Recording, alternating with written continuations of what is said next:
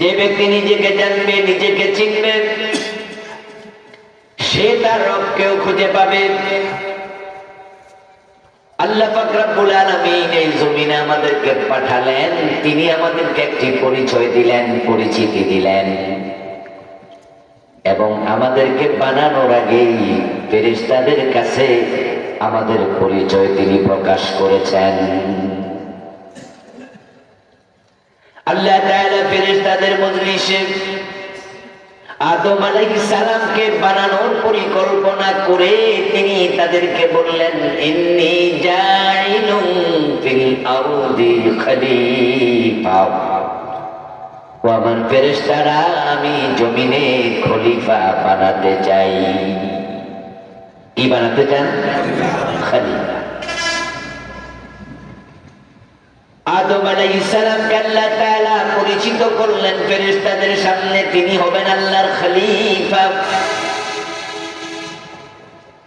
শুধু আদম নয়, কোরআনের আরেক আয়াত আল্লাহ তাআলা তার সন্তানদেরকেও একই নাম দিলেন, হুয়াল্লাযী জাআলাকুম খলাইফা ফিল আরদ। তিনি আল্লাহ, যিনি জমিনে তোমাদেরকে আল্লাহর খলিফা বানালেন। খলাইফ, খলিফা শব্দের বহু বচন। হযরত দাউদ আলাইহিস সালামকে লক্ষ্য করে আল্লাহ তাআলা পবিত্র কোরআনে বলেন, ইয়া দাউদ ইন্না জাআলনাকা খলিফাতান ফিল আরদি। ও দাউদ, আমি জমিনে তোমাকে খলিফা বানালাম। আদম আল্লাহর খলিফা, দাউদ আল্লাহর খলিফা। আমরা যত আল্লাহর বান্দা আছি সবার একটাই পরিচয়, আমরাও আল্লাহর খলিফা। নিজেদেরকে চিনবেন, আমরা খলিফা। খলিফা মানে প্রতিনিধি। খলিফা মানে কি? প্রতিনিধি। প্রতিনিধি আবার কি জিনিস? ইংরেজিতে বলে রিপ্রেজেন্টেটিভ। আপনি দেখবেন বিভিন্ন ঔষধ কোম্পানি তাদের ঔষধ বিক্রি করার জন্য সেলসম্যান নিয়োগ করে, প্রতিনিধি নিয়োগ করে। ঔষধ কোম্পানির লোকেরা মোটরসাইকেল চালায়া চালায়া বিভিন্ন ডাক্তারের কাছে যায়, গিয়ে বলে আমি স্কয়ার কোম্পানির প্রতিনিধি। এখন সে ডাক্তারের কাছে গিয়ে এবার বলো, ডাক্তার সাহেব, আমাদের স্কয়ার কোম্পানি অমুক অসুখের জন্য নতুন একটা ওষুধ বানাইছে। এই যে আজ থেকে 3-4-5 বছর আগে করোনা হয়েছিল, এই করোনা নামক রোগ পৃথিবীর মানুষ আগে কোনোদিন দেখে নাই। এখন করোনার ভ্যাকসিন আছে না নাই? কথা বলতে হবে, আপনারা বলবেন, আমিও বলবো। করোনার ভ্যাকসিন আছে না নাই? আজ থেকে 6 বছর আগে করোনার ভ্যাকসিন ছিল, আর করোনা নামে রোগই তো ছিল না। যখন প্রথম দিকে করোনা হয় তখন মানুষ প্রতিষেধকই পায় নাই, এই রোগের ওষুধ কি সেটাই জানতো না। আবিষ্কার হতে হতে 6 মাস 1 বছর চলে গেল। তারপরে মার্কেটে ভ্যাকসিন আসলো। এবার বলুন তো, করোনার যে ভ্যাকসিন কোম্পানি একটা না একাধিক? ইয়েস, আমরা তো করোনার ভ্যাকসিন দিয়েছি, টিকা নিই। এই যে নতুন নতুন ঔষধ আসে, যারা প্রতিনিধি তাদের দায়িত্ব হলো ডাক্তারদের কাছে যাইয়া তার ঔষধ কোম্পানির ঔষধটার পরিচিতি তুলে ধরে, গুণাগুণ তুলে ধরে।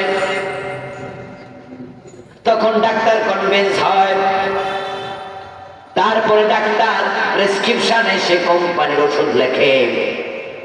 তখন কোম্পানির ওষুধটা পুরা মার্কেটে ছড়ায়া পড়ে, লোকালয়ে ছড়ায়া পড়ে। আল্লাহ তাআলা কোরআন জমিনে নাযিল করবেন, তিনি এটা জানেন। বাল হুয়া কুরআনুম মাজিদুম ফি লাওহিন মাহফুজ। জমিনে নাযিলের আগে কোরআন লৌহে মাহফুজে ছিল, ঠিক না? আরে জোরে কর না, কোথায় ছিল? এ কথা বলেছেন কে? এটা জমিনে আসার আগে লৌহে মাহফুজে ছিল। আল্লাহ জানেন যে আমি এটা কোরআন জমিনে নাজিল করব। তাওরাত, জাবুর, ইনজিল সব আসমানি কিতাব। কি কিতাব? এর মানে কি এগুলো জমিনে ছিল না আসমানে ছিল? আসমানি কিতাব বলতেন। এগুলো জমিনের কিতাব না, এগুলো আসমানে ছিল। এগুলো আল্লাহর কালাম। এখন আসমানের কিতাবটা যদি জমিনে পাঠায়, ওই কিতাবটা মানুষের কাছে পৌঁছানোর জন্য আল্লাহর কিছু প্রতিনিধি দরকার আছে না? সুবহানাল্লাহ। ওই কাজের জন্য আল্লাহ আপনাদের বানাইছে, আমাদের বানাইছে। নিজেকে চিনেন। কোম্পানি ওষুধ বানাইল, এখন যারা সেলসম্যান আছে, রিপ্রেজেন্টেটিভ আছে, তারা ডাক্তারদের কাছে এগুলো বলেই না, গুণাগুণ বলে না, ঔষধের নাম বলে না, কোন কাজ করবে এগুলো জানাই না। এখন কোম্পানি বানাইছে, কিন্তু এগুলো মার্কেটে লোকালয়ে ছড়াইয়া পড়বে না, শুধু তার প্রতিনিধির গাফলতির কারণে। ওষুধটা খুব ভালো, এটা কার্যকর, রোগের জন্য প্রয়োজনীয়, কিন্তু সেলসম্যান মার্কেটিং যারা করছে, রিপ্রেজেন্টেটিভ যারা আছে, তারা ডাক্তারদের কাছে যায় না, তারা বাড়িতে ঘুমায় থাকে। তাহলে ভালো ওষুধটা পড়ে থাকবে তার গোডাউনের মাঝে, ঠিক না? কোথায় পড়ে থাকবে? মানুষের কি কাজে আসবে? এই কোরআনের মতো দামি কোনো কিতাব নাই পৃথিবীতে, কিন্তু আল্লাহর প্রতিনিধিরা কোরআন এখন প্যাকেটে গিলাপে ভরে বক্তব্য মাদ্রাসায় রেখে দিছে, তাই এই কোরআন সমাজে পাওয়া যায় না। প্রতিনিধিরা ঘুমাইতেছে, ওদের যে দায় দায়িত্ব আছে এরা ভুলে গেছে, ওরা যে আল্লাহর প্রতিনিধি এটা তারা ভুলে গেছে। ওরা শুনছে আল্লাহ তাদেরকে ইবাদতের জন্য বানাইছে, এইটা শুনে তারা নামাজ, কালাম, রোজা, হজ, যাকাত এই কয়টা ইবাদত কইরা ওরা মনে করতেছে জান্নাত নিশ্চিত, কেডা জান্নাত নিশ্চিত। ও বন্ধু, ভালো করে শুনবেন, যিনি এলাকার চেয়ারম্যান, যখন উনি কোন মেয়েকে বিয়ে করছে তখন তার নতুন পরিচয়, সে শুধু চেয়ারম্যান না, সে একজন মহিলার স্বামী। যখন তার সন্তান হবে তখন তার আরেকটা পরিচয়, এখন একজন মানুষের বাবা, ঠিক না? পরিচয় চেঞ্জ হচ্ছে, খেয়াল করেন কিন্তু। যখন পাবলিক ভোট দিয়ে তার চেয়ারম্যান বানাইছে, এখন সে চেয়ারম্যান এক পরিচয়, বিয়ে করছে এখন তার আরেক পরিচয়, মহিলার স্বামী। বাচ্চা হয়েছে আরেক পরিচয়, এখন সে একজন মানুষের বাবা। সে মহিলার পেট থেকে জন্ম নিছে, তার পরিচয় সে আরেক নারীর সন্তান। এবার বলুন তো, যেখানে যে পরিচয়, সেখানে পরিচয়ের সাথে সম্পৃক্ত দায় দায়িত্ব আছে না নাই? চেয়ারম্যান হিসাবে এক দায়িত্ব, স্বামী হিসাবে আরেক দায়িত্ব, বাবা হিসাবে আরেক দায়িত্ব, সন্তান হিসাবে আরেক দায়িত্ব। এখন যে চেয়ারম্যান হিসাবে সকল এলাকার লোকদের খোঁজ খবর রাখে, এলাকার লোকদের যা দরকার বিচার আচার ভালো কইরা করে, সরকার যে বাজেট দিছে সেগুলো কার ছুটি করে না, ঠিকঠাক মতো পৌঁছায়, কিন্তু নিজের বউয়ের খবর রাখে না। সে চেয়ারম্যান হিসাবে সফল, কিন্তু স্বামী হিসাবে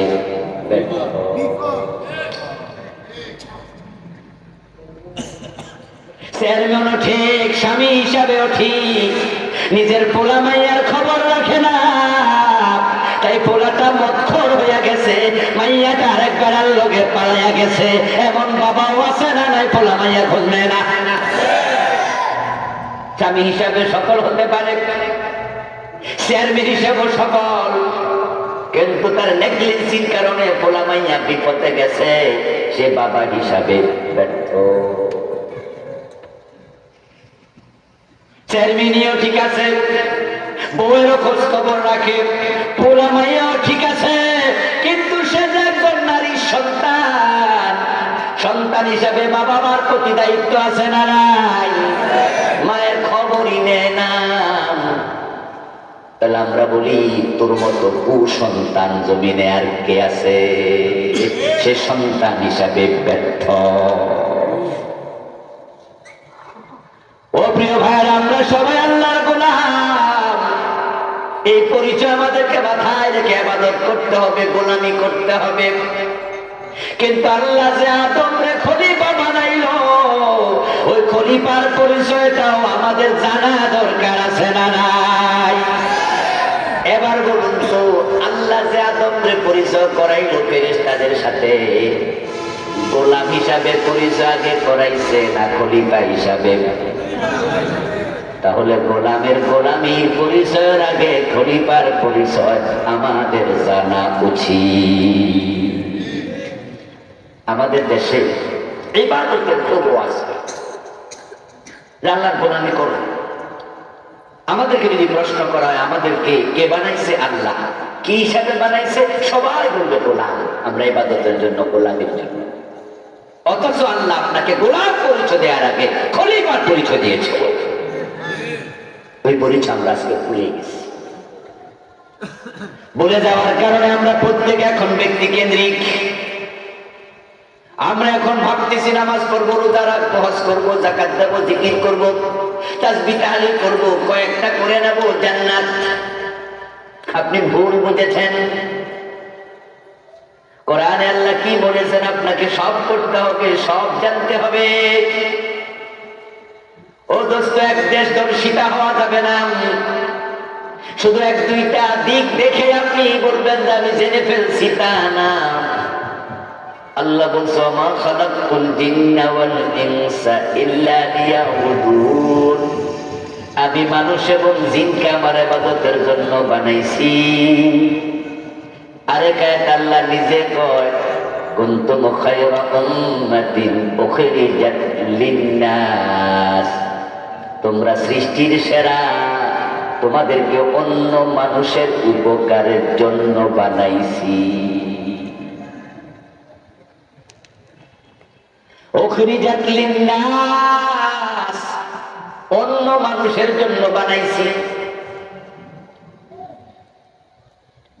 আপনাকে লয়ে বিব্রত রহিতে আসে নাই কেহ অবনি পড়ে।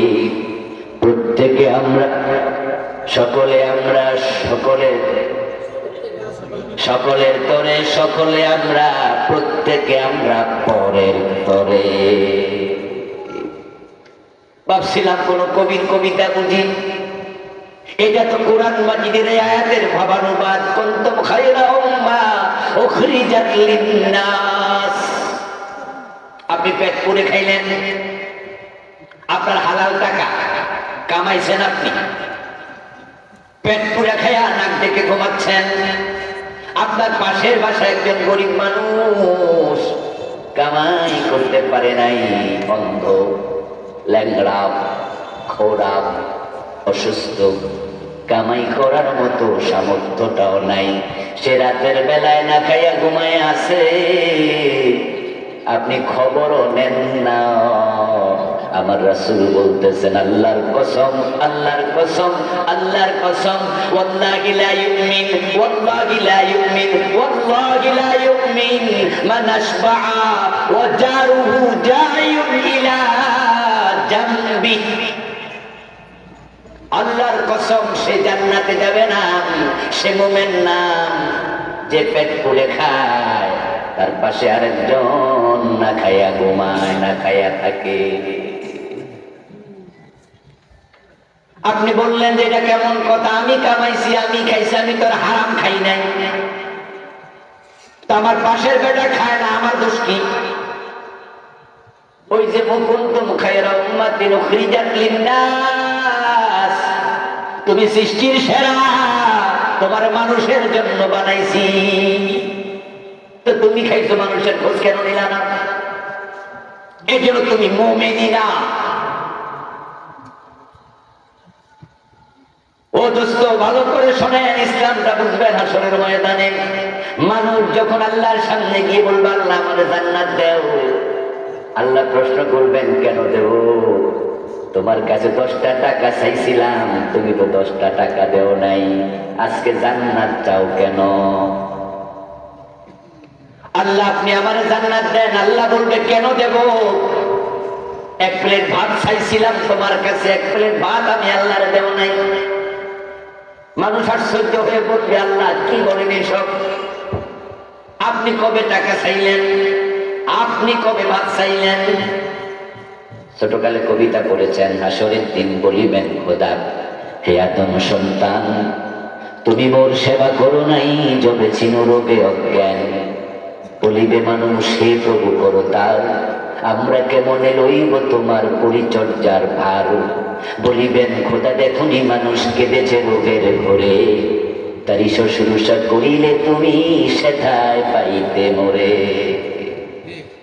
ভাবছিলাম কবির কল্পনা বিলাস, কোন কবি লিখেছে মন ছায়া যা তাই লিখেছে, কিন্তু কামের ক্লাসে দামদিয়া নিয়ে মাদ্রাসায় যখন বুখারী শরীফ খতম করি, ক্লাসে পড়তে গিয়ে দেখি এটা আমার রাসূলের হাদিস। রাসূল বলেছেন তবে কথাটা আল্লাহর, এটা হাদিসে কুদসি। এটা কবি কাব্যিক অনুবাদ করেছে মাত্র। قال رسول الله صلى الله عليه وسلم من تصدق بعدل ثمرة من كسب طيب فإن الله يتقبله بيمينه। মানুষ যখন হালাল কামাই থেকে কোন ফকিরের হাতে 5 টাকা 10 টাকা একটা খেজুর তুলে দেয়, একটু রুটি তুলে দেয়, নবী মুহাম্মদ বলেন ফকিরের হাতে পড়ার আগে আল্লাহ নিজে ডান হাত বিছায়া দেয়। ও মিয়া, অসুস্থ লোকটা তোমার সামনে টাকা চেয়েছিল, ওষুধ কিনবো 10টা টাকা দেন।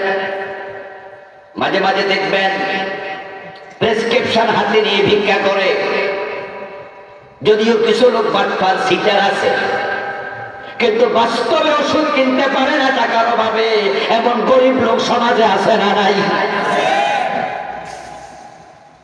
খবর নেবেন, খবর নেবেন। গতকালকে আমাকে আমার এলাকা থেকে একজন ফোন দিল, আমার কাকা লাগে পাশের বাড়ি। ফোন দিয়ে বলল যে ভাতিজা অমুকের ছেলে গরম পানিতে পড়ছে, ছোট মানুষ, মা গরম পানি চুলায় বসাইয়া হয়তো কোথাও গেছে, বাচ্চা আইসা চুলার উপরে। কুসাতলি হাসপাতালে আছে। কুসাতলি আমাদের আছে না? আমার বাড়ি তো চট্টগ্রাম, আপনাদের কুমিল্লার মানুষ তো। বলে কুসাতলি হাসপাতালে গরিব মানুষ চিকিৎসা করতে পারতেছে না, এখন টাকা লাগবে।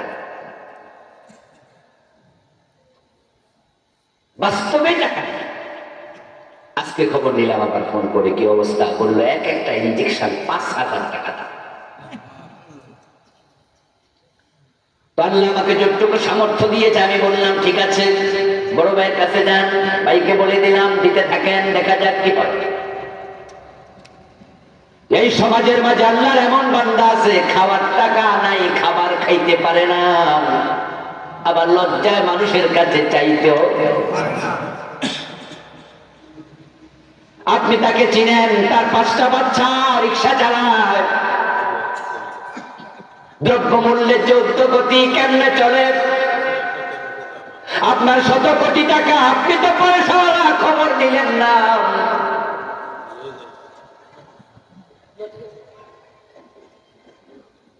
প্রিয় নবীজি সাল্লাল্লাহু আলাইহি ওয়াসাল্লাম শুনান, আল্লাহ সেদিন বলবে ওই রোগী টাকা চেয়েছিল ওষুধ কেনার জন্য, তাকে টাকা দাও নাই, কিসের জান্নাত চাও? এবার আপনি বলুন তো, আপনার আমার জান্নাত মানুষের সাথে জড়িত আছে না নাই? তাই আমরা শুধু ইবাদতকারী গোলাম না, আমরা আল্লাহর খলিফা। খলিফাদের দায় দায়িত্ব জানা দরকার আছে না নাই? আজকে আমি সেটাই বলবো ইনশাআল্লাহ। শুনবেন তো? ফেরেশতাদেরকে আল্লাহ যখন বললেন আমি খলিফা বানাবো, ফেরেশতারা সাথে সাথে বলল না, দরকার নাই। আতাজআলু মান ইউফসিদু ফিহা ওয়া ইয়াসফিকু দিমা। ও আমাদের রব, এই খলিফা বানাইয়া লাভ কি? তারা তো হানাহানি, কাটাকাটি, মারামারি করবে। যেমন আগে জমিনে জিন জাতি ছিল, জিন জাতি নিজেরা মারামারি করেছে, এমন খলিফা বানানোর প্রয়োজন নাই।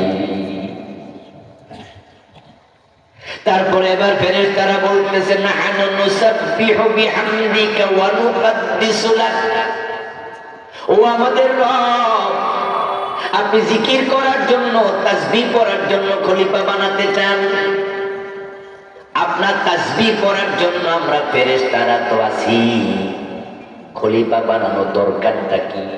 আমরা তো তাসবিহ করব, জিকির করব।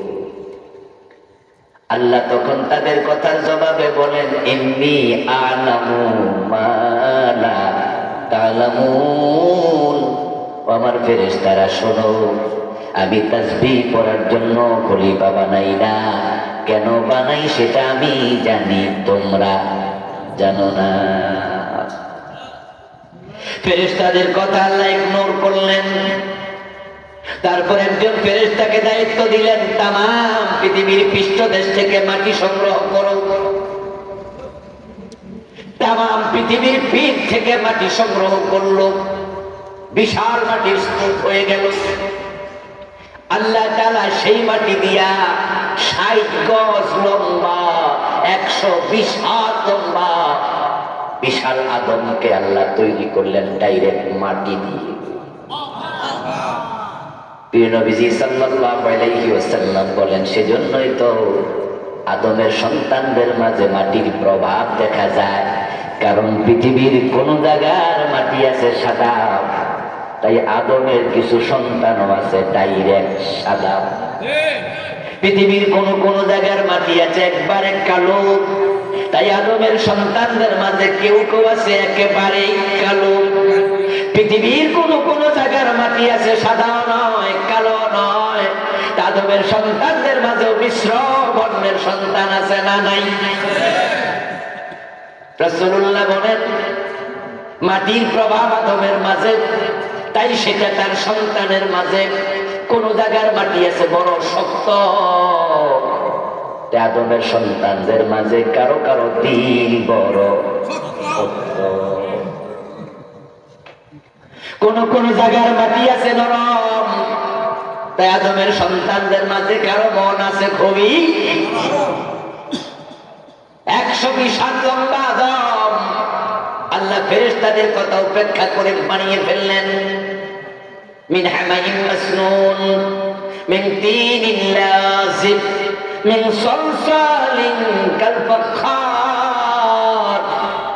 ওই মাটির মাঝে পানি মিশাইয়া দিলেন, আগুন মিশাইয়া দিলেন, বাতাস মিশাইয়া দিলেন।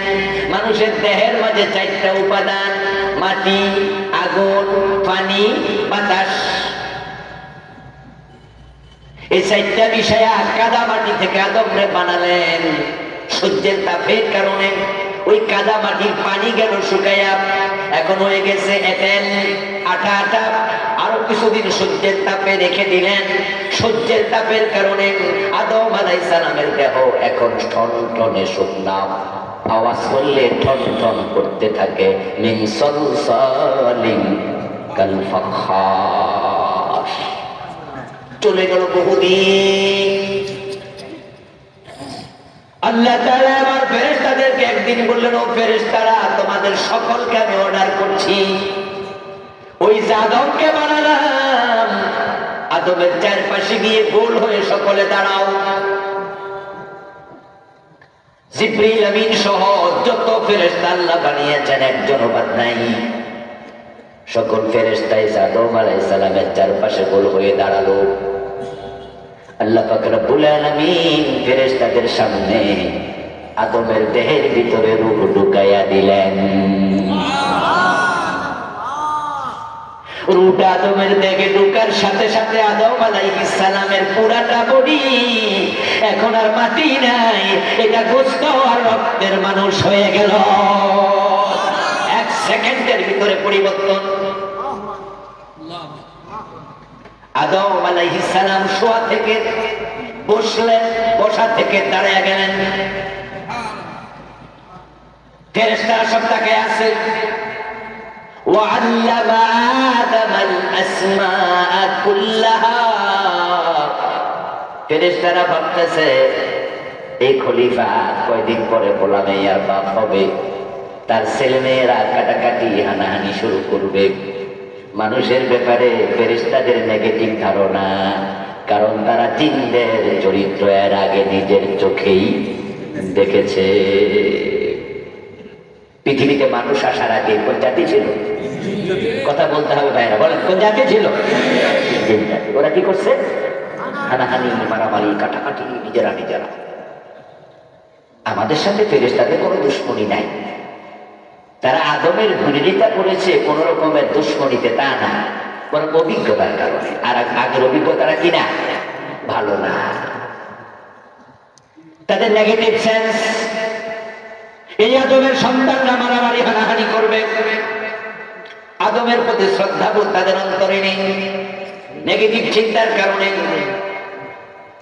আল্লাহ চাইলেন যে না, আমার বড় আদরের খলিফা, আমার বড় আদরের মাখলুক, তার ব্যাপারে ফেরেশতারা নেগেটিভ ধারণা কেন রাখবে?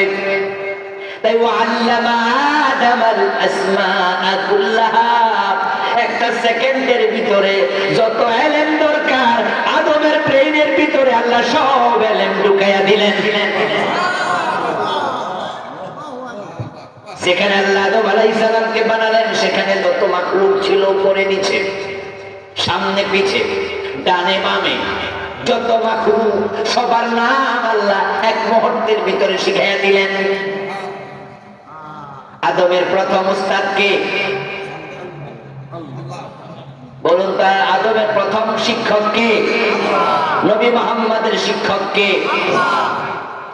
আমরা যে কোরআন পড়ি, আর রহমান আল্লামাল কোরআন, এ কোরআন আমাদেরকেও শিখাইছে কে? শুরু হয়েছে ওখান থেকে। আদম নবীকে আল্লাহ সেকেন্ডের ভিতরে ইলম দিলেন।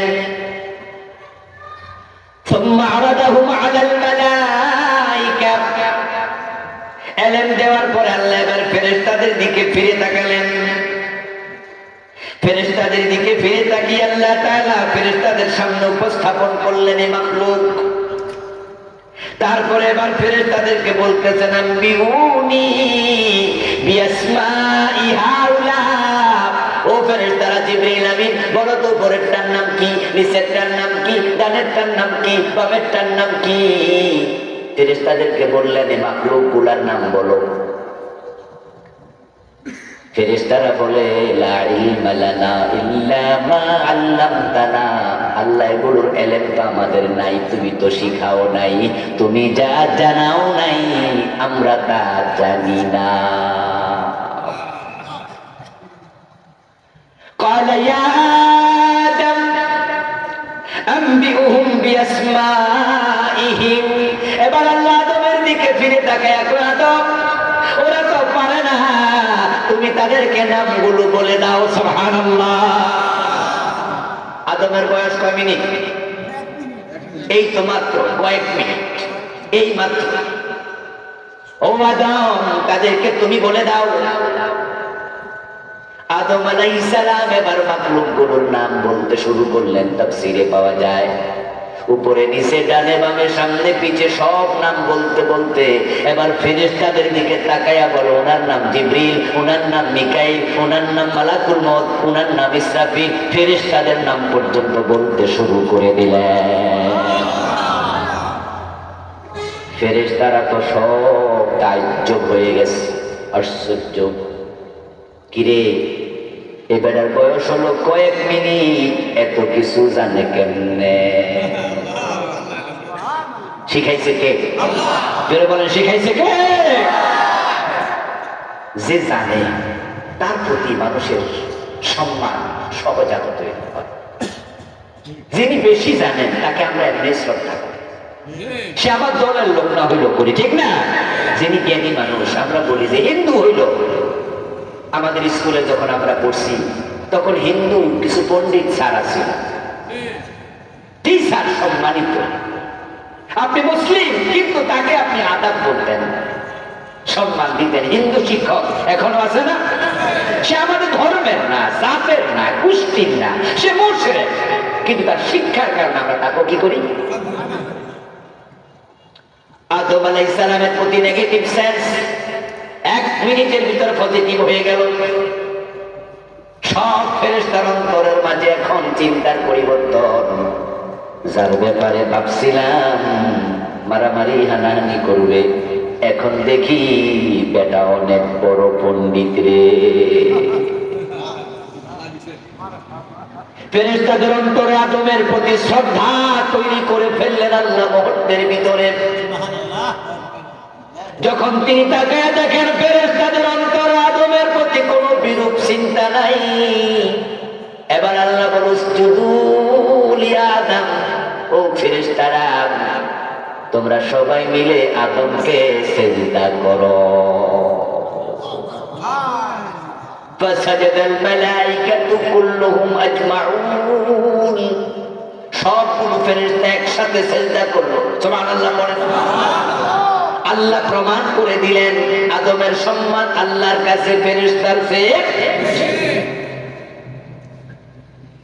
ও আল্লাহর খলিফারা, তোমাদের পরিচয় খলিফা। তারপরে এবার তাকে দেখো আল্লাহর কাছে তোমাদের সম্মান কত বেশি। সব ফেরেশতা আদমের সিজদা করে ফেললো। ওয়ালাকাদ কাররামনা বানি আদম, কোরআনে আল্লাহ তাআলা বলেন আমি শুধু আদমকে সম্মানিত করি নাই, আদমের সন্তানদের সম্মানও আমি আল্লাহ বাড়াইয়া দিছি। আদমের সন্তানেরা কোরআন শিখার জন্য, হাদিস শিখার জন্য যখন ঘর থেকে বের হয়ে মক্তবে যায়, মাদ্রাসায় যায়, মাহফিলে যায়, আল্লাহ ফেরেশতাদেরকে বলেন তাদের পায়ের নিচে তোমরা পাখা বিছায়া দাও। আপনাদের পায়ের নিচে ফেরেশতা পাখা বিছায়। আল্লাহ বুঝায় দেয় খলিফার দাম আমার কাছে ফেরেশতার চেয়েও বেশি, কারণ ফেরেশতা আল্লাহর খলিফা না। এই কোরআনের প্রচার ফেরেশতারা করে না, এই প্রচারের দায়িত্ব আমাদের ঘাড়ে। আমরা যখন আল্লাহর কোরআনের প্রচার করব তখনই সমাজে কোরআন কায়েম হবে। যেই কাজ ফেরেশতারা করবে না, এটা তাদের দায়িত্বের অধীনে নাই। আমরা আল্লাহর প্রচারক, আমরা আল্লাহর খলিফা। আমরা যদি আল্লাহর খেলাফতের কাজ প্রচার করি, কায়েম করি, আমাদের আল্লাহ ফেরেশতা দিয়া শুধু দুনিয়ায় পাখা বিছায়া সম্মানিত করবেন না, মানুষ যখন মরে যাবে তখন কবর থেকে ওঠার পরে ফেরেশতারা যারা প্রকৃত ভালো মানুষ তাদেরকে সালাম দিতে দিতে জান্নাত পর্যন্ত পৌঁছায়া দেবে। وسيق الذين اتقوا ربهم إلى الجنة زمرا حتى إذا جاءوها وفتحت أبوابها وقال لهم خزنتها سلام عليكم। سبحان الله পড়েন। ফেরেশতারা সম্মান দেখাবে মরার পরেও। আপনি আল্লাহর খলিফা, তাই অনেক দাম। পৃথিবীতে বর্তমানে রাষ্ট্র আছে 228টার মতো, তার মাঝে 196টা হলো স্বাধীন রাষ্ট্র। বাংলাদেশের পক্ষ থেকে 100-র কাছাকাছি রাষ্ট্রে আছে সরকারের প্রতিনিধি। বাংলাদেশ গভর্নমেন্ট তামাম দুনিয়ার সাথে সম্পর্ক স্থাপনের জন্য বিভিন্ন দেশে তাদের রিপ্রেজেন্টেটিভ পাঠায়, প্রতিনিধি পাঠায়, সেটাকে আমরা সাধারণভাবে বলি রাষ্ট্রদূত। দূত মানে প্রতিনিধি, দূত মানে কি? এবার বলুন তো সৌদি আরবে বাঙালি আছে কত লাখ? 10 লাখ হবে। এখন এটা আমরা জানি না, ধরেন 10 লাখ।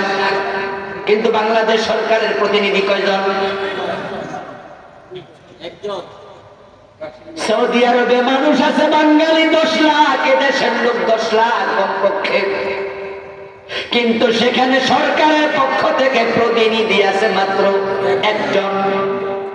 এবার বলুন তো 10 লাখের সম্মান যেমন, ওই একজনের সম্মান সমান না বেশি? কারণ সরকার তাকে প্রতিনিধি বানাইছে, তাই 10 লাখের উপরে তার সম্মান বেশি। আল্লাহর মাখলুক কোটি কোটি,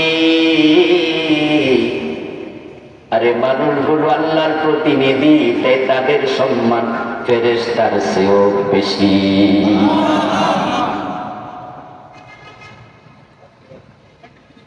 এমন সম্মান আল্লাহ দিছে, এমন সম্মান দিছে, ও মানুষ তোমার পায়ের নিচে ফেরেশতা পাখা বিছাইছে।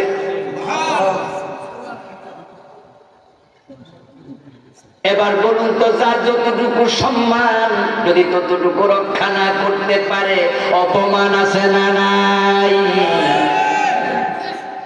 যে কোরআনের মাঝে আল্লাহ বলে সুম্মা রাদাদনাহু আসফালা সাফিলিন, আবার কিছু মানুষকে আমি সব মাখলুকের নিচে ফেলাইয়া দিছি।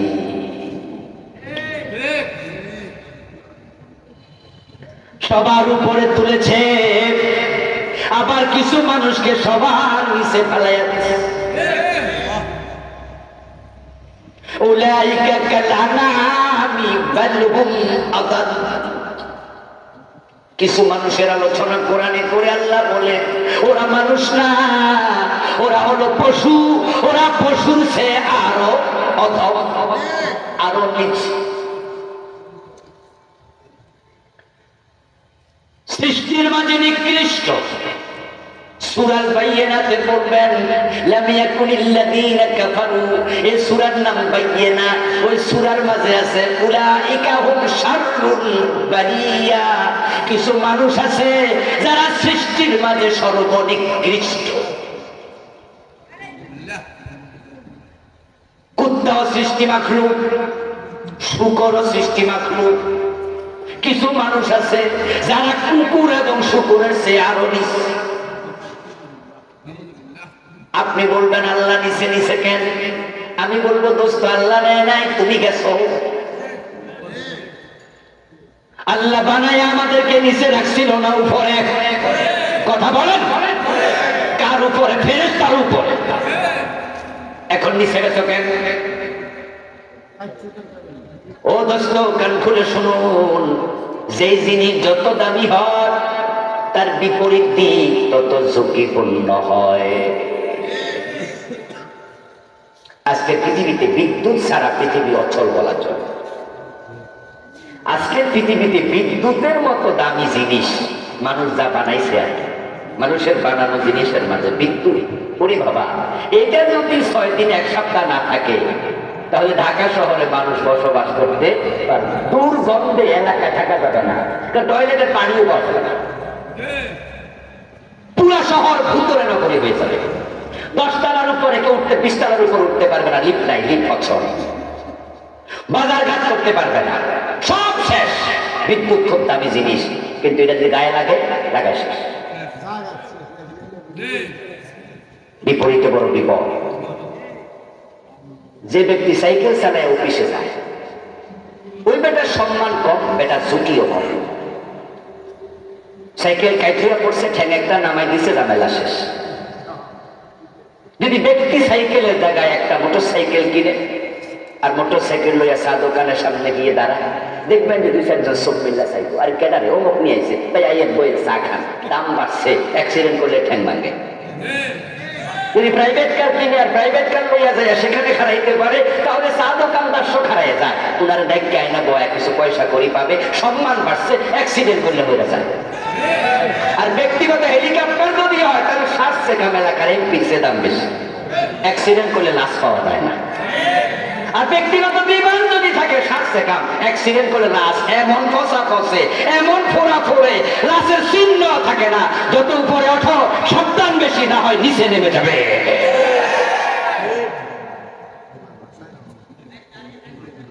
আল্লাহ খলিফা বানায় বড় উপরে দিছিল, কিন্তু নিচে নামতে নামতে কুত্তা সে খারাপ হয়ে গেছে, শুকুরের সে খারাপ হয়ে গেছে। কিছু মানুষ আছে না নাই? ওদের চরিত্রের দিকে তাকালে দেখা যায় পশু এত খারাপ না, এত খারাপ হয়েছে। আল্লাহর কথা ঠিক, 100% ঠিক। দুইটা কুকুর যদি মারামারি করে দেখবেন যে কিছুক্ষণ কামড়া কামড়ি কইরা জায়গা, বল যখন শেষ তখন জায়গা। কিন্তু মানুষ যদি কামড়া কামড়ি শুরু করে দেখা যায় হত্যা করে পর্যন্ত। এক কুত্তা আরেক কুত্তারে কামড়ায় একবারে মাইরা লাইছে, এরকম ঘটনা আপনি পুরা বাংলাদেশে পাবেন।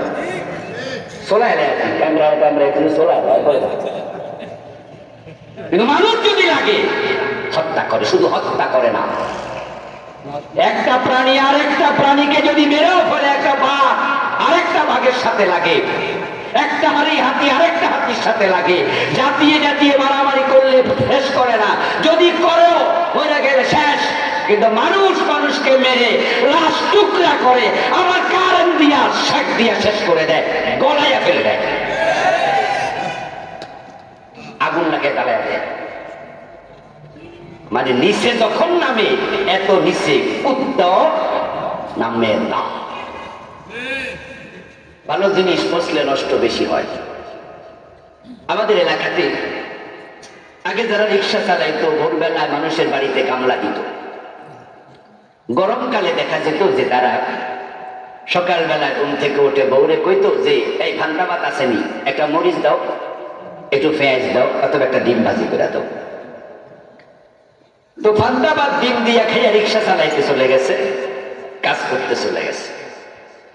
বউ পান্তাবাদের ডেক্সি হাতে নিয়ে দেখে ভাতগুলা কেন জানি একটু হালকা গন্ধ গন্ধ লাগে।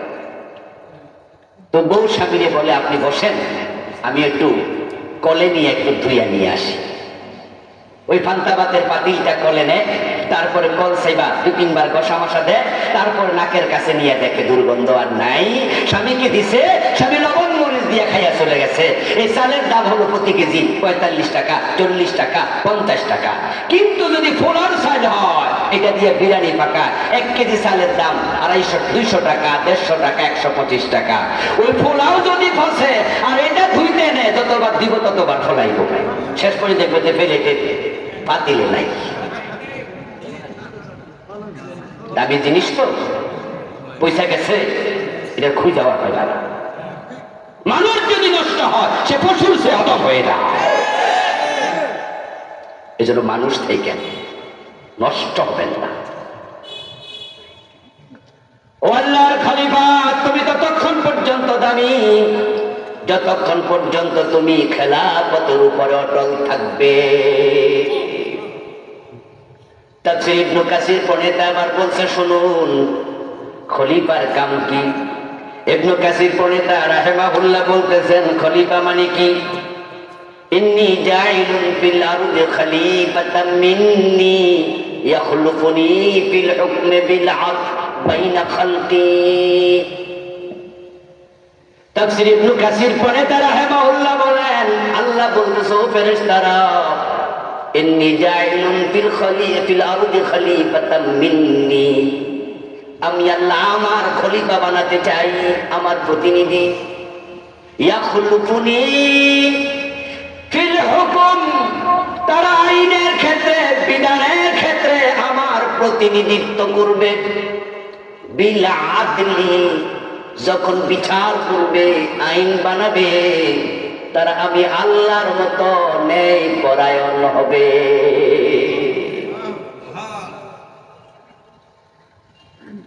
ইন্নাল্লাহা ইয়া'মুরুকুম বিল আদল, আল্লাহ ন্যায় অর্ডার। আল্লাহ বলেন ইন্নী হারামতু যুলমা আলা নাফসি, আমি আল্লাহ আমার উপরে জুলুমকে হারাম বানাইছি।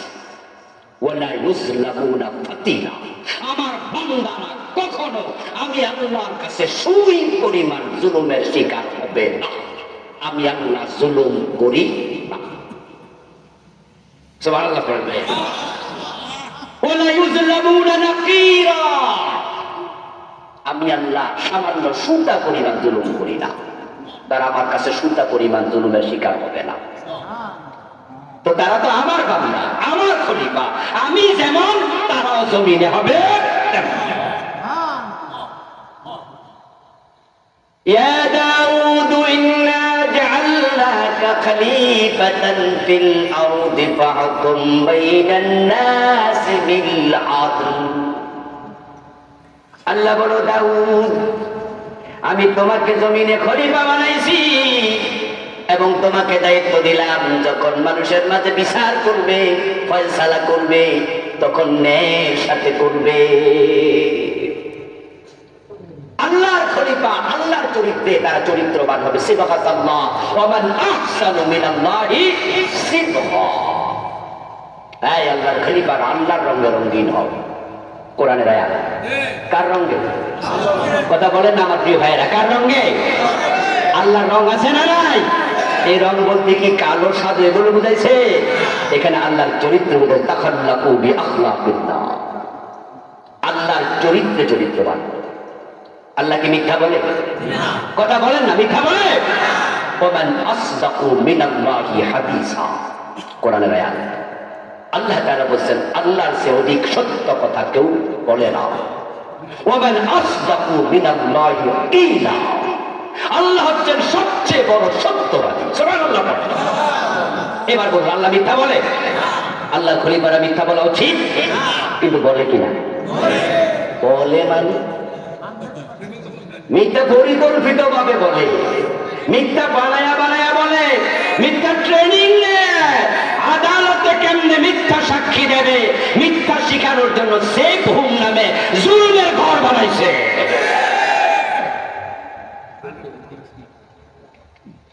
গত 15 বছরে কি পরিমাণ মিথ্যাচারী দেশে হয়েছে তার কোনো হিসাব নাই। যে সমস্ত মানুষগুলাকে যুদ্ধাপরাধী বানায়া ফাঁসি দিয়েছে 11 জনকে, তাদের উপরে এত বেশি পরিমাণ মিথ্যাচার হয়েছে, এক একজনের মিথ্যা হিমালয় পর্বতের ওজনের চেয়ে বেশি হবে। আল্লামা সাঈদী কি দর্শনকারী ছিল? হ্যাঁ না বলেন, চুপ থাকবেন না। আল্লামা সাঈদী কি খুনি ছিল? মানুষের বাসায় আগুন লাগাইছে, অথচ ওনাকে তারা ফাঁসির অর্ডার দিয়েছিল এই মামলাগুলোতে। তিনি খুনি, তিনি দর্শনকারী, তিনি মানুষের বাড়িতে লুণ্ঠনকারী, অগ্নি সংযোগকারী। যেদিন তাকে ফাঁসির অর্ডার দিয়েছে, 100 উপরে মানুষ তার পক্ষে কথা বলতে গিয়ে গুলি খেয়ে শহীদ হয়েছে। তারা অন্যায়ের প্রতিবাদ করতে গিয়েছিল, কারণ এই দেশের মানুষেরা জানে আল্লামা সাঈদী খুনি না, দর্শনকারী না, তিনি যুদ্ধাপরাধী না। তিনি তার ছেলের জানাজার নামাজে আল্লাহর কসম করে বলেছে, 71 সালের কোন কাদা আল্লামা সাঈদীর গায়ে লাগে নাই, লাগে নাই, লাগে নাই।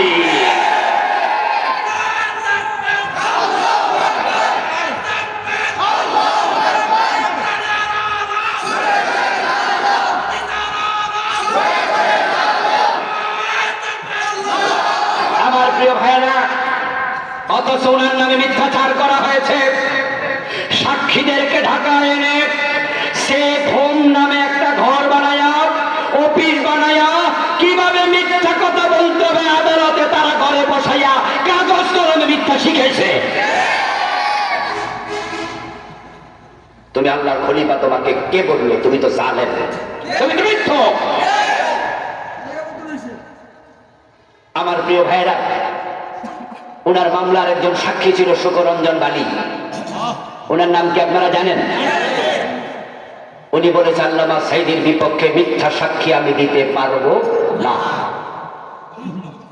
হাইকোর্টের সম্মুখ থেকে ওনাকে তখন কিডন্যাপ করে ফেলা হলো। ওনাকে কয়েক বছর বাংলাদেশে পাওয়া যায় না, তার পরিবার খোঁজ জানত না। ইন্ডিয়ার কারাগারে রাখা হয়েছিল। ইন্ডিয়া থেকে ছাড়া পেয়ে তিনি বাংলাদেশে এসেছেন। আল্লামা সাঈদী রাহিমাহুল্লাহকে যেদিন হত্যা করা হলো, অসুস্থতার কথা বলেই ওনাকে হাসপাতালে এনেছে, অথচ তিনি অসুস্থ ছিলেন না। ওনাকে পরিকল্পিতভাবে হত্যা করা হয়েছে। এই জাতি বিচার চায়, বিচার হবে ইনশাআল্লাহ। তার ছেলেরা ইতোমধ্যে বলেছে, একাধিকবার স্টেটমেন্ট দিয়েছে, তাকে হত্যা করা হয়েছে। বলা হয়েছিল তিনি নাকি হৃদরোগে আক্রান্ত, অথচ আপনারা পত্রপত্রিকায়, তার ফেসবুকে দেখেছেন, ইউটিউবে দেখেছেন, তিনি হাসপাতালের সামনে যেভাবে নেমে হাসি দিলেন, অসুস্থ মানুষের মুখ থেকে এমন হাসি আসতে পারে না। কি সুন্দর হাসি দিয়ে বলেন, আপনারা কেমন আছেন? বলে নাই, আসলে তিনি অসুস্থই ছিলেন না। বের হবে সব। ওরা ছেলে অসুস্থতার খবর শুনে নাসিম সাইদি তার 4 নাম্বার ছেলে ধরে হাসপাতালে গেল। আব্বা অসুস্থ, হাসপাতালে এনেছে। শামীম ভাই ছিলেন আমেরিকা, মাসুদ ভাই ছিলেন ঢাকার বাহিরে। নাসিম সাইদি ধরে গেল 4র্থ সন্তান, তার প্রথম সন্তান তো মারাই গেল। বুলবুল সাইদি রাহেমাহুল্লাহ, তার সন্তান 4র্থ জন হাসপাতালে পৌঁছলো সকালেই। বাবা আসার কিছুক্ষণ পরেই মৃত্যুর আগ পর্যন্ত নাসিম ভাইকে হুজুরের সাথে সাক্ষাৎ করতে দেয় নাই।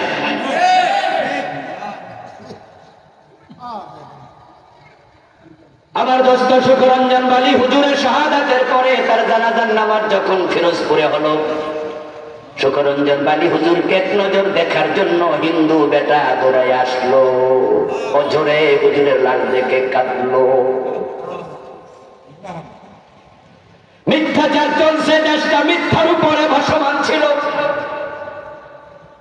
মে মাসের 5 তারিখে শাপলা চত্বরে শত শত আলেমের বুকে গুলি চালালো। সেদিন শাপলা চত্বরে আমিও ছিলাম। কত আলেমের রক্তে শাপলা চত্বরের রাস্তা ভেসে গেল। অথচ সংসদে দাঁড়াইয়া নেত্রী বলল, হুজুররা নাকি গায়ের মাঝে কালো লাল রং মাইখা শুইয়াছিল। আমরা সাথে করে নাকি রঙের ডিব্বা নিচ্ছি। সিবগাতুল্লাহি ওয়া মান আহসানু মিনাল্লাহি সিবগা। ও আল্লাহর খলিফারা, আল্লাহর রঙে রঙিন হও। তিনি সত্যবাদী, তোমরা সত্যবাদী হও। তিনি আদেল, ন্যায় বিচারক, তোমরা ন্যায় বিচার করো। তিনি ইসলাম প্রচার শিখিয়েছেন রাসূলের মাধ্যমে, আমাদেরকে কোরআন শিখাইছেন। শিখায়া বলে দিলেন, খায়রুকুম মান তাআল্লামাল কুরআনা ওয়া আল্লামাহু। ও নবী, আপনি আপনার উম্মতকে শোনায়া দেন, এই কোরআন আমি শিখাইছি আমি আল্লাহ। এখন তোমরা যদি কোরআন পড়ো, কোরআন শিখাও, তোমরাও সেরা মানুষ হয়ে যাবে। আল্লাহর চরিত্রবান হবে। এখন আল্লাহ তাআলা যে বিধানগুলো বানালেন কোরআনের মাঝে, আল্লাহর এই বিধানগুলো আমি শুরুতে বলেছিলাম, ঔষধ বানাইছে কোম্পানি, প্রচার করবে তার প্রতিনিধি। আল্লাহ যে বিধান বানালেন, চোর ধরে হাত কাটো, এই বিধানটা কোরআনে আছে না নাই? এটা প্রচারের জন্য, কায়েমের জন্য প্রতিনিধিদেরকে দায়িত্ব দিছে, তোমরা এই কাজ করো।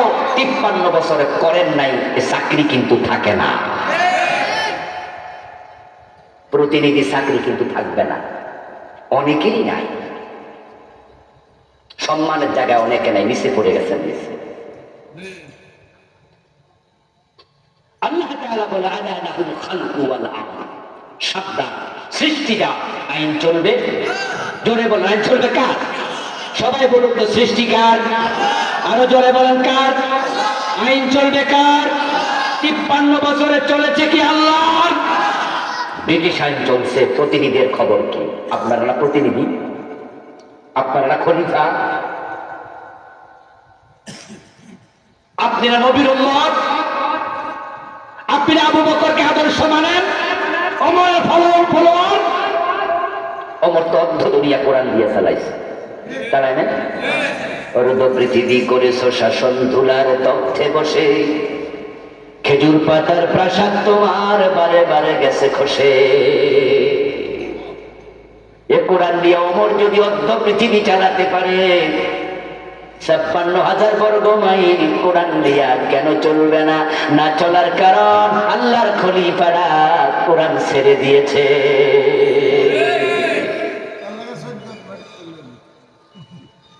সংসদ ভবনে এমপি আছে 330 জন। 300 জন নির্বাচিত, 30 জন তারা সংরক্ষিত আসনে। 50 জন নেই, 350।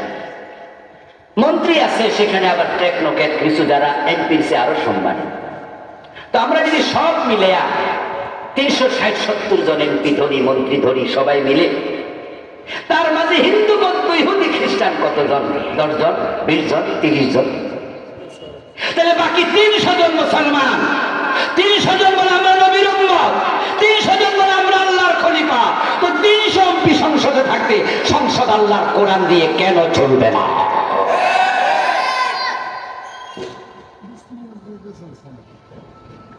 ও প্রিয় ভাই, সচিনা দরবারের যে খলিফা আছেন আমাদের দেশে, পীর সাহেব কি আছে? খলিফা। সরমনায় দরবারের খলিফা আছে, মাইজবান্ডারের খলিফা আছে না নাই? দেওয়ানবাগেরও খলিফা আছে। আপনি সিমিলারিটি দেখবেন, আমি উদাহরণটাই জন্য আনছি। সচিনার পীর সাহেব যেমন টুপি মাথায় দেয়, যেমন গুন্ডিওয়ালা জামা গায়ে দেয়, ঠিক তার খলিফাকে দেখবেন একই টুপি একই স্টাইলে জামা।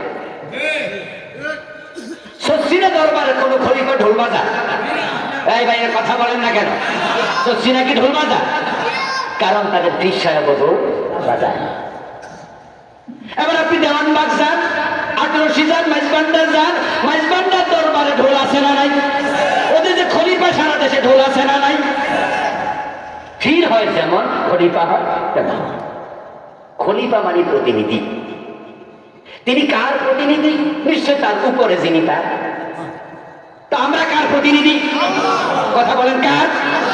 আচ্ছা, উপরে যিনি থাকবে পীর, তার সাথে যদি তার খলিফার মিল থাকে, আল্লাহর চরিত্রের সাথে আমাদের মিল দরকার আছে না নাই?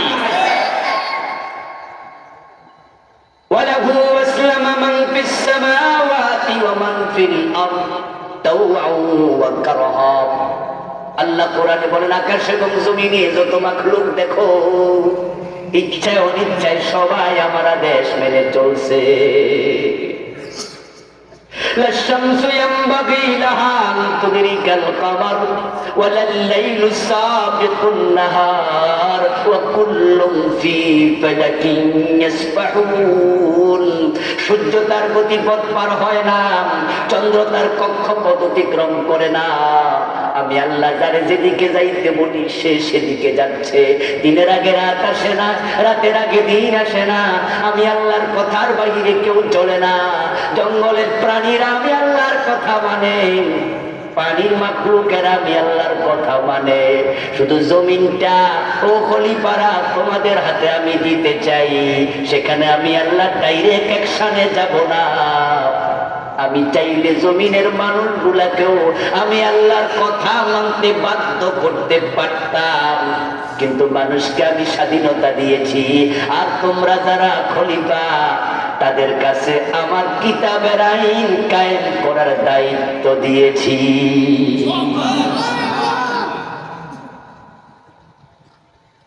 এখন জমিনে আমরা যারাই কাম করি না, তাদের পরিণতি কি?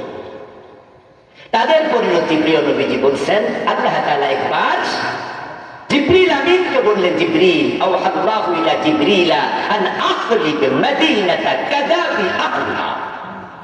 এই জিবরিল, অমুক জায়গায় যাও, ওই এলাকার অধিবাসী সহ পুরা এলাকা উল্টায় দাও।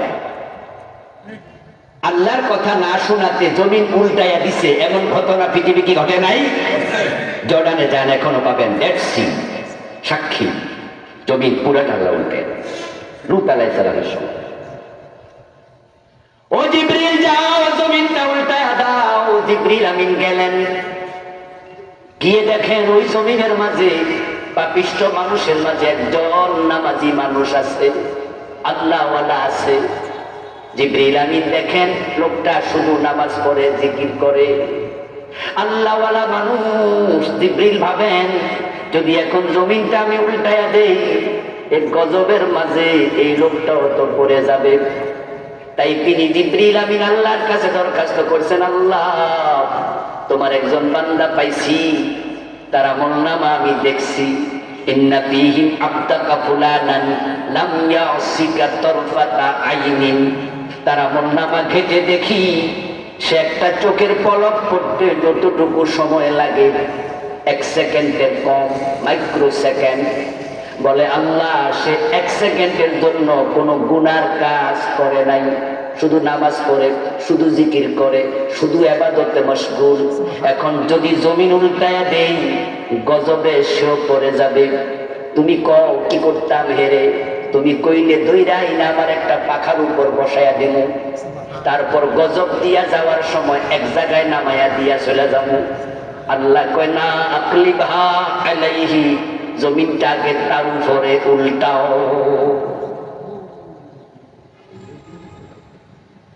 আকলিবহা আলাইহি ওয়া আলাইহিম, এরপর পাবলিকের সাথে রাখো। ওই বেটার উপরে আগে সিরিয়ালে হেরে সামনে দাও, তারপর পাবলিকের দাও। জিবরিল আমিন বললেন, আল্লাহ কেন, অপরাধ কি, গুনাহ তো করে নাই। আল্লাহ জবাব দেন, ফাইন্না ওয়াজহাহু লাম ইয়াতামাআদ ফিয়া সাআতান কাত্তু, এই লোকটা শুধু নামাজ কালাম করছে, সমাজে হাজারো অন্যায়, এজন্য তার চেহারা রাগে কোনোদিন লাল হয় নাই, সে বাধা দেওয়ার জন্য যায় নাই। এমন ইবাদতকারী আমি আল্লাহর দরকার নাই।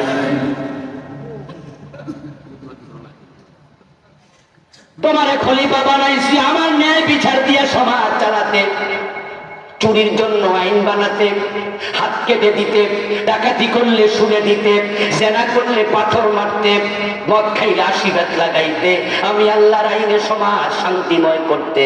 কিন্তু তোমরা ছিলা, চুরিও ছিল, ডাকাতিও ছিল, সিনেমাও ছিল, সুদও ছিল, ঘোষও ছিল, দর্শন ছিল, চিন্তাই ছিল, আর তুমি মসজিদে গেছো, তোমার মতো ইবাদতকারী দরকার নাই। নবীজি মুহাম্মদ সাল্লাল্লাহু আলাইহি ওয়াসাল্লাম বলেছেন, আমার যদি মেয়ে ফাতেমা চুরি করে, আমি ফাতেমার হাতটাও কেটেই। এই হলো খলিফার কাজ। ফারুক আজম ওমরের ছেলে মদ পান করেছিল, হযরত ওমর তো নিজের ছেলেটা করে হাই। মদ্যপানের অপরাধে প্রিয় পুত্রকে নিজ করে মেরেছ দুররা, মরেছে পুত্র তোমারই চোখের পরে। এই হলো খলিফার কাজ। এখন বাংলাদেশে আমরা নাকি 16 কোটি খলিফা আছি, কিন্তু বাংলাদেশে ইসলাম নাই। খলিফার দায়িত্ব পালন হইতেছে ঠিকঠাক মতো? উপায় নাই, উপায় নাই, উপায় নাই। প্রিয় নবী দোয়া করে গেছে, আল্লাহ আমার উম্মতকে তুমি ধ্বংস করে দিও না একবারে সবগুলাকে, চেহারা বিকৃত করো না, জমি গজব দিয়া জমি ধ্বংস করে দিও না।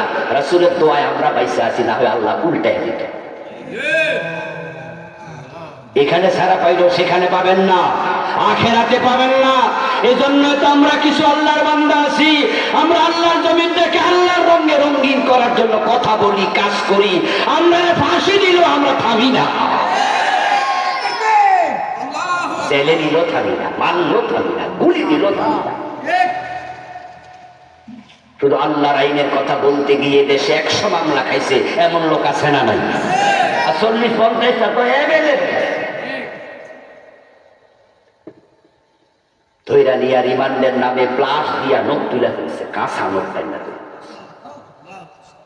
2 হাঁটু অসল করে দিচ্ছে, পায়ে ঠেকাইয়া গুলি করে দিচ্ছে। এমন আল্লাহর বান্দা দেখেছি। ভেবেছিলাম দেখে পুলিশের কাঁধে ভর দিয়ে যখন আদালতে এজলাসে গেছে, তখন ভেবেছি সুস্থ আর হবে না, কিন্তু ফিরে এসেছে, হাসপাতালে ছিল, সুস্থ হয়েছে। কয়েকদিন পরে দেখি আবার ইসলামী আন্দোলনের মিছিল চলে গেছে। আছি, এগুলো হলো খলিফা। এই কাজ করতে গিয়ে নবীরা মাইর খায় নাই? কথা বলেন না, বলেন না, মাইর খায় নাই? সাহাবারা মাইর খায় নাই? রাসূল জেলে যায় নাই? ইমাম হোসেন কল্লা দেয় নাই? আমির হামজা কলিজা দিয়েছে। আল্লাহ খলিফাদের কাজ। এজন্য আসুন না আমরা খেলাফতের কাজটা করি, এই জমিনটাকে কোরআনের রঙে রঙিন করি। এবার সুযোগ এসেছে, অগাস্ট বিপ্লবের পরে আমরা নতুন করে স্বপ্ন দেখছি। কারণ সরকার প্রধান যখন পালিয়ে গেল, প্রধানমন্ত্রীর সাথে সম্পৃক্ত ধারা মুলতবি হয়ে গেল। মন্ত্রী পরিষদ যখন পালিয়ে গেল, তাদের সাথে সম্পৃক্ত সাংবিধানিক ধারাগুলো মুলতবি হয়ে গেল। 300 এমপি একসাথে পালিয়ে গেল, এমপির সাথে সম্পৃক্ত ধারাগুলো আলটিমেট মুলতবি হয়ে গেল। প্রশ্ন উঠেছে, এই সংবিধান থাকবে কি থাকবে না?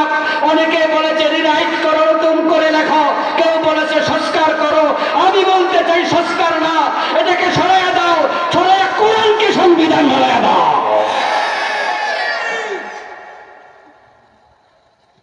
আমরা 92% মুসলমান। কোরআন যদি সংবিধান হয় তাহলে আমরা দুনিয়াতে এমন শান্তিময় পৃথিবী পাবো যেটা পৃথিবী দেখেনি কোনোদিন। আমরা দেখিয়ে দেবো ইনশাআল্লাহ। রাসূলের যুগে দেখেছিল, সাহাবীদের যুগে দেখেছিল, দীর্ঘ সময় পরে আমরা বাংলাদেশকে সেটা আবার দেখাতে চাই। সুযোগ আছে না নাই? সুযোগ আছে না নাই? এবার সুযোগ আছে। জালেমরা পালিয়ে গেছে, কোরআনের বিরুদ্ধে কথা বলছে রাশেদ খান মেনন, হাসানুল কেন, ওরা এখন 14 শিখের ভিতরে আছে। আমাদের কথা বলার সুযোগ এসেছে। এবার মাথা তুলে দাঁড়ান না। সব আলেম একসাথে হয়ে যান না, সব নামাজি একসাথে হয়ে যান না। ডক্টর কামালের লেখা এই বস্তা কষা সংবিধান আমাদেরকে শান্তি দিতে পারেনি। দিবে কিভাবে? কোরআন বলেছে চোর ধরে হাত কাটো, ওরা বলছে না জেলে দাও। জেলে দিয়ে লাভটা কি? ১৪ ডাকাইত হয়। জেলখানা দেয় কি মানুষ ভালো হয়? কয়জন ভালো হয়? বরং ডাকাতে বের হয়। সৎসঙ্গে স্বর্গবাস। জেলখানা ডাকাতের লগে থাকে, থাকেনি তো সেখানে ডাকাতি শিখে, বাইরে ডাকাতি কি লাভ? ইসলাম খুব সুন্দর, খুবই সুন্দর। এই যে চোর ধরে আপনারা জেলে দেন, আমাদের কুমিল্লা জেলখানা আছে না, কাছেই তো আছে। আচ্ছা, যেই বেড়া চুরি করছে এই বেড়া ভালো মানুষ না খারাপ মানুষ? খারাপ মানুষ না? আচ্ছা, ওরা জেলখানা যখন নিয়ে ঢুকাই দিলেন, 6 মাস জেল দিলেন, 1 বছর জেল দিলেন, এই 1 বছরে জেলখানার ভাড়া দেয়নি হাতে? বিদ্যুৎ বিল দেন, খাবারের টাকা দেন, পানির টাকা দেন, তো চোরের মাগনা কেমন করেন? আমার কথা যুক্তি, আপনাকে জবাব দিতে হবে। চোর কি ভালো না খারাপ? তোরে মাগনা খাওয়াচ্ছেন কেন? মাগনা বিদ্যুৎ দিচ্ছেন কেন? মাগনা পানি দিচ্ছেন কেন? এই যে সরকার টাকা দেয়, টাকাটা সরকারের না জনগণের? আমার পকেটের টাকা চোরকে খাওয়াবেন কেন? দরকার নাই। ইসলাম বলেছে হাত কেটে দাও, ধরবেন হাত কেটে দেবেন। হাত কাটা চোর দেখে অন্য চোররা চুরি ছেড়ে দেবে, তারের মতো সোজা হয়ে যাবে। প্রধানমন্ত্রী বললেন উনার বাড়ির ফিওন নাকি কত কোটি টাকার মালিক? 400 কোটি। আচ্ছা, বেটা কি চাকরি করে কামাইছে? চাকরি করে তারা কামান না। আমার বন্ধু 400 কোটি টাকা কোত্থেকে আসলো? নিঃসন্দেহে দেশের টাকা কোনো না কোনো ভাবে সে 2 নম্বরই করে কামাইছে। এই দেশের টাকা কানাডায় বেগম পাড়া বানাইছে। এমপি মন্ত্রীরা কানাডায় বাড়ি বানিয়েছে। আমাদের একজন পুলিশের অফিসার ছিল, বেনজির তার নাম। আসলে বেনজির, কোন নজির নাই। উনি নাকি 10,000 কোটি টাকার মালিক। পত্রিকায় দেখলাম, আল্লাহ ভালো জানে। তবে আমি সাক্ষী, আমেরিকায় তার অনেকগুলো বাড়ি আছে। তার বাড়ি আমেরিকাতে যে কেনা, কিন্তু ও বেটার ঘরে আমি দাওয়াত খেয়েছি। নায়াগ্রা জলপ্রপাতের পাশে চমৎকার বাড়ি বানাইছে আল্লাহর বান্দা, ছেলেটি মানুষ। দাওয়াত খেতে গেলাম তার বাসায়। তখন গল্প করতে গিয়ে আমারে বললো যে ওনার কাম আমি এদেশে করি। 1-2 বছর আগে ছেড়ে দিছি, এখন ব্যবসা করি। আমার ভাইয়েরা হারুন আঙ্কেল নামে একজন ছিল না, এসপি হারুন, হাজার হাজার কোটি টাকার মালিক। কোথায় টাকা পেল এত? দেশের টাকা লুট করেছে। এস আলম গ্রুপ ইসলামী ব্যাংকের 18টি শাখা থেকে বিদেশে টাকা পাচার করেছে 80,000 কোটি। দেশটাকে তারা তলাবিহীন ঝুড়ি বানিয়ে দিয়েছে। চোর ধরে যদি হাত কাটার আইনটা আমরা ঢুকাতে পারি সংসদে, এই চোরগুলার টাকা দেশে ফিরিয়ে আনা যাক। এমপি চোর হাত কেটে দাও, মন্ত্রী চোর হাত কেটে দাও, সচিব চোর হাত কেটে দাও। এই জাতীয় বড় বড় অফিসার নেতার হাত কাটা দেখে আগামী 50 বছরের নেতারা চুরি করবে না, ঠান্ডা পানি খাবে। খেলার নাম মায়ের উপরে মায়ের পা হলো সোজা হলো। এই জন্য ইসলাম শুধু ওয়াজের কথা বলেনি, আইনের কথাও বলেছে। ওয়াজ দিয়ে শুধু পরিবর্তন যদি হতো, নবী মুহাম্মদকে আল্লাহ চোর ধরে হাত কাটার কথা বলতেন না, বলতেন 10 মিনিট ওয়াজ করে দিয়ে।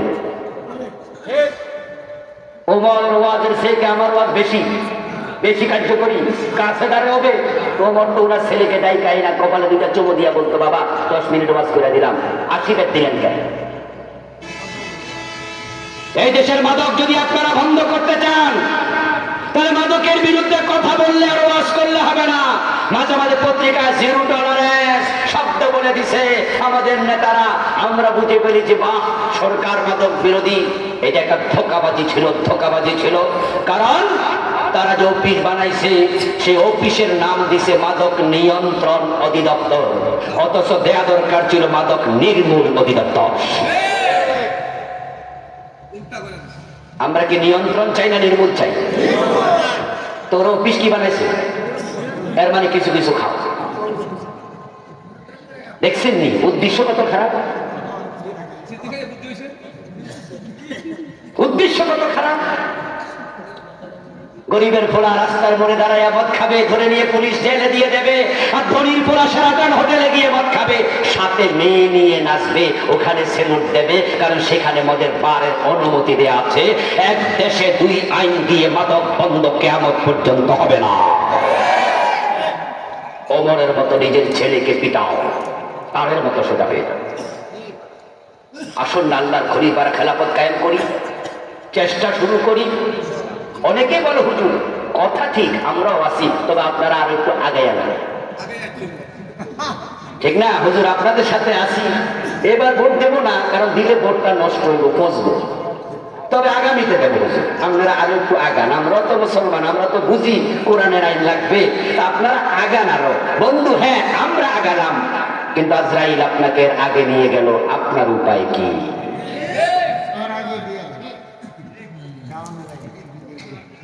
আপনার উপায় কি? এই জন্য দেশে ইসলাম আসলো কি আসলো না সেটা আপনার ভাবা দরকার নাই। আস-সাইয়্যু মিন্না ওয়াল ইতমামু মিনাল্লাহ। চেষ্টা করব আমরা, পূর্ণতার মালিক। কবে তিনি বিজয় দেবেন তিনি জানেন, কিন্তু আমি মরতে চাই এমন অবস্থায় যে আল্লাহর প্রকৃত খলিফা। আল্লাহ তাআলা আমাদের সকলকে তার খেলাফত বাস্তবায়নে কাজ করার তৌফিক দিন। সবাই বলি আমিন। হাযা মা ইনদি ওয়াল ইলমু ইনদাল্লাহ আলাইহি তাওয়াক্কালতু ওয়া ইলাইহি উনীব। আমরা সংক্ষেপে একটু দোয়া করে যেতে চাই। প্রিয় ভাইয়েরা, আমার লেখা 8টা বই আছে, শিরকের উপরে লিখেছি।